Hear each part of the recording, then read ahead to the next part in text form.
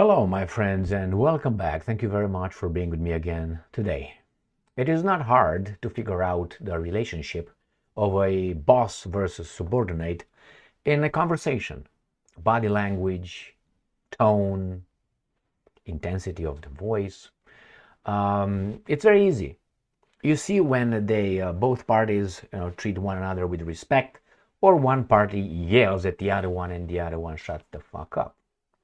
It tells you who's in charge, if you had any doubts. Now we have here a very interesting article coming from the Telegraph. I don't think it's interesting. I think it's revealing for the baboons. Not for us. We know who's who and what's what. We know the dynamics. We know who controls what and who's in charge. We know who's shackled and who is the one with the key for the little, metal collar that will allow the baboon to go and destroy whomever the guy with the key dictates, and with the food and with many other things. So we have here an article coming from the Telegraph. And as I said, this is just revealing. It's not revealing of some certain dynamics. Not, oh my God, we didn't know that. Oh, this is great news, big news. No, it just begs the question, who's who, what's what, if you had any doubts. So here is the article. Israeli minister, and I'm quoting, yelled at U.S. Secretary of State over Rafah invasion, reports say. So reports say that a minister in a state with about 10 million people yelled at United States of America, the United States of America, which smacks whomever they want around. I mean, not the big countries, but somehow you send your emissary, your Secretary of State, to discuss something to that particular 10 million, I'm rounding up, 10 million people, and one of their ministers yells at you. What would have happened in the old times? Let's say would have been the Ottoman Empire showing up, let's say, at the borders of a little, and let's say the emissary, the Ottoman emissary would have been yelled at. Or take for the same measure Napoleon's emissaries, or any other big countries, big, strong. They would be raised. They would be raised the next day. But hey, unless, remember? All right, so let's read a little bit further here. This is the guy. Yeah, this is Ron Dermer. Ron, from Ronald or Ronaldinho. Israel's strategic affairs minister. He's not the foreign minister, as far as I remember. Is said to have lost his cool at a meeting on Rafah. Andrew Caballero Papapap. A top Israeli official shouted at American officials, plural, in frustration. This is a cover-up. After the Biden administration pushed back on Israel's plan to invade Rafah, according to reports. A source familiar with the meeting told the Telegraph that, I'm quoting, it wasn't an easy conversation and that the U.S. asked Israel to provide a more detailed plan for the evacuation of civilians from the southern city, where up to 1.5 million people are now living. Ron Dermer, Israel Minister of Strategic Affairs, began yelling and waving his arms while defending plans to launch a ground invasion of the city, according to NBC, which cited U.S. officials. The meeting was attended by Jake Sullivan, U.S. National Security Advisor, and Anthony Blinken, the U.S. Secretary of State, who kept calm. He's a brother, what do you want? According to the officials, what are you going to do? On whose side do you think Blinken is? Okay? And remember, Jake Sullivan. How come Jake Sullivan? Jake Sullivan, I saw an article. Jake Sullivan had a broken rib. And he couldn't travel to see supposedly Mohammed bin Salman, the crown prince or whatever of Saudi Arabia, and I think it was a lie. But nevertheless, I think MBS canceled the garbage and said, I don't want this weasel to come here, because if you remember, and if you don't, I tell you, this is the brothers right here. This is a weasel, man. This is just a weak, but He's doing what he's told to, not by us. So remember, Sullivan went to see MBS before MBS's rehabilitation into the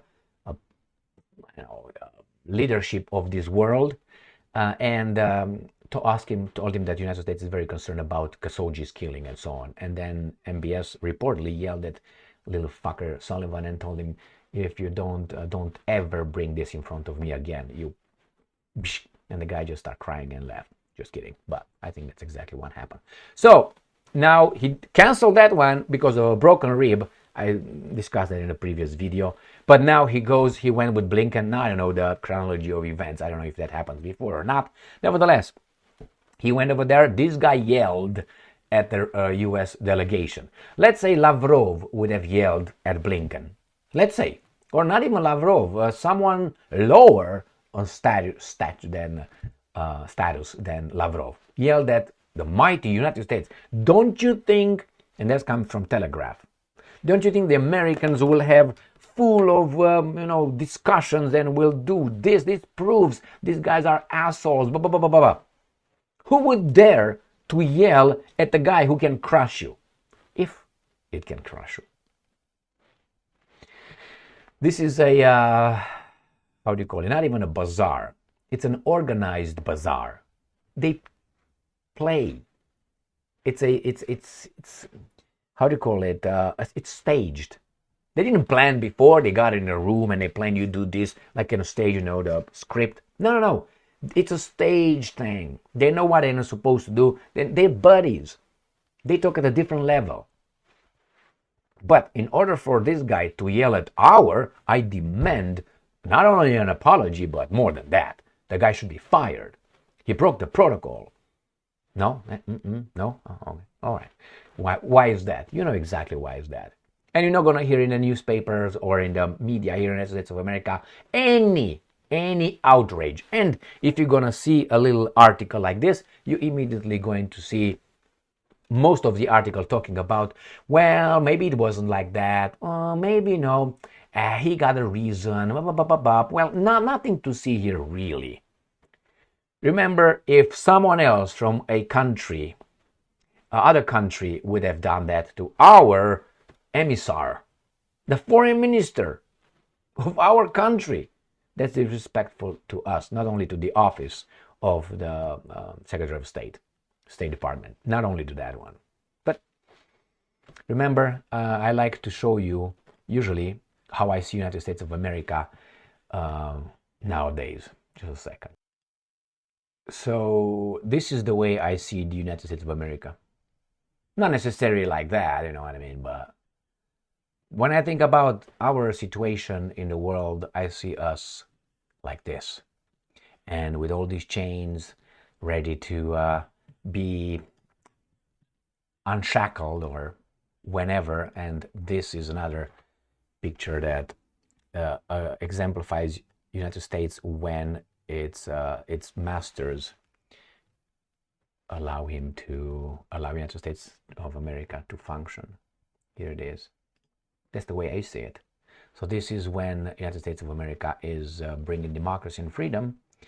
And I'm not saying this just to hurt the Americans' feeling, because obviously I love this country and I like the American culture and civilization. Unfortunately, I hate to see hypocrisy and how this country is going down, brought down by the people who shackle the United States of America. So I'm just mocking this so I can create a reaction into my fellow Americans. Now the guys who are just speaking as an imbeciles, I don't give a fuck. Okay, that's not my point. I'm just trying to wake you up to see what's going on, who's who, what's what. And you're in bad shape.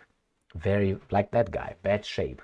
We are not ruled by us. They're ruled by a certain kind of group and interests, unfortunately, under all this mirage, smokescreen of democracy, freedom, blah, blah, blah, blah, blah. Look at the freedoms we had in the constitutions. Look how many freedoms, rights we had. Look at the rights that, let's say, an American would have enjoyed. And I'm not talking about slaves. I'm talking about in a constitution, because the slaves, they were, freed finally, and it was a fantastic thing to do. But I'm talking about the rights. Let's say take an American at an 1800s versus an American right now. You don't have to do shit with your weapons, with your horse, with your property, with riding a bike with a helmet, or putting a seat belt while you ride a horse, and so on. Our country became stricter and stricter and stricter. And I think it was Plato or Aristotle, I think it was Plato, who said that you can tell how free a country is of how many by judging how many laws that country has, and policies and regulations. If it has many, that means your freedoms are limited, smaller and smaller. And that's true. When they tell you can't drive more than 70 miles per hour, that's a limitation. I want to drive 1,000 miles per hour. No, you can't, because of the common good. Well, if they got that common good, they're going to keep us in the basements with the masks on while we work over there, keeping our mouth shut, and make sure that we are up to date with the boosters. That's how they would like us. Not even happy, but obedient consumers on the, I don't want to say current plantation. That's what it is, a plantation. And they give you the movies, they give you the right to go and inject whatever garbage you want, or smoke and get your brains out. And if you don't want to work, they're going to fool some others to work for you. They're going to get their taxes and give it to you, or print money and get in debt, or loans. And this is it. So I'm not saying this because, I just an imbecile want to hurt your feelings because I'm an imbecile. I want to wake up and I want to do something about it. And it is the first thing is to see what's going on and then act, speak out, and speak up. Organize, discuss, share information.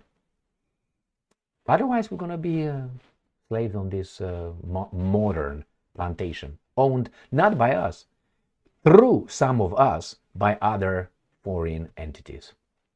Thank you very much for being with me again today. So remember, Blinken did not yell back. Blinken did not leave. Blinken did not file a complaint. Blinken just sit down and said, thank you very much. You're my man. Why? Think about it. Thank you very much for being with me again today. Stay strong, stay smart, look for the truth, and be just.